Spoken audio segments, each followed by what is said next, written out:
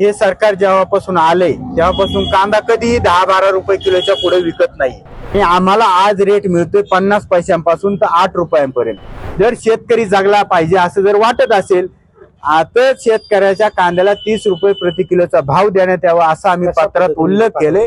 मी शेतकरी पुत्र राहुल बहिरट खडकी गावचा रहिवासी आहे। कांदा वेळोवेळी आपण कांदा प्रश्न या सरकारसमोर केंद्राच्या सरकारसमोर मांडलेला आहे। आपण पाहतोय कांदा प्रश्न सर्वाधिक जबाबदारी ही केंद्राची आहे, कारण आयात निर्यातीचे धोरण हे केंद्रातून ठरवले जातात।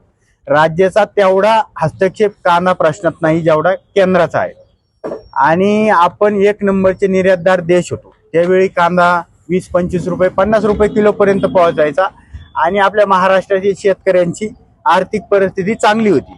पण हे सरकार जेव्हापासून आले तेव्हापासून कांदा कधीही 10-12 रुपये किलोच्या पुढे विकत नाही।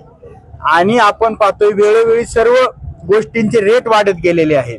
पेट्रोल डिझेल पासून फर्टिलायझरचे बी बियाणांचे सर्व रेट वाढलेले आहेत। त्यामुळे कांदा उत्पादन करायला 18 ते 20 रुपये खर्च येतोय, असं मी सांगत नाही, सरकारी यंत्रणा सांगतायत का 18 रुपये किलोला खर्च येतोय।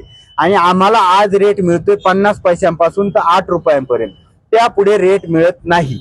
मग सरासरी आम्हाला फक्त 5-6 रुपये किलोला रेट खिशामध्ये पडतोय। मग आमचा तोटा एका किलो मागे 10-12 रुपये होतोय, म्हणजे आम्ही केलेल्या खर्चात आणि आम्हाला नफा मिळायला अपेक्षित आहे कुठेतरी 10-15 रुपये नफा मिळावा एका किलो मागे, तो मिळत नाही। त्यामुळे आम्ही वेळोवेळी पंतप्रधानांना मराठी भाषेत पत्र लिहून आमच्या व्यथा मांडल्या होत्या। पण आता आमची अशी भावना झाली आहे का आपले पंतप्रधान गुजरातचे असल्यामुळे त्यांना मराठी भाषा येत नसती काही लोकांना, त्या पद्धतीचं पंतप्रधानांचं असावं। मग आम्ही ह्या वेळेला गुजरातीमध्ये पत्र लिहिले आणि त्यात आव्हान केले की कांद्याला 30 रुपये किलो प्रमाणे हमी भाव द्यावा। ते केंद्र सरकारच्या अखत्यारीतलं आहे, आम्ही काही वेगळे काही मागत नाहीत, तो आमचा अधिकार आहे।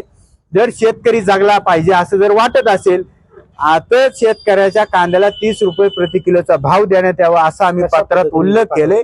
आणि ते आम्ही गुजराती भाषेमध्ये लिहून पाठवलेलं आहे, खास म्हणजे की ते त्यांची मातृभाषा आहे, ती त्यांना कळेल।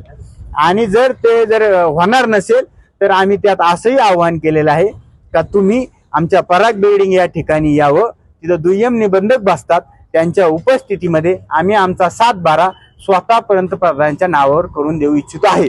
जर आम्ही त्या ठिकाणी जर शेती पिकून जर 1 रुपया आम्हाला मिळणार नसेल आणि आमच्यावरती कर्ज होणार असेल तर पंतप्रधानांना तुमच्या माध्यमातून आव्हान आहे की तुम्ही या ठिकाणी पराग बिल्डिंगला यावं, तुम्ही वेळ द्यावी, त्या वेळेला आम्ही हजर आहोत। आमचे सर्व 7-12 आम्ही पंतप्रधानांच्या नावावर करून द्यायला इच्छुक आहोत, नाहीतर आम्हाला तुम्ही नोकरी तरी द्यावी, आम्ही शेतीधंदा बंद करू, सहज मागणी आहे।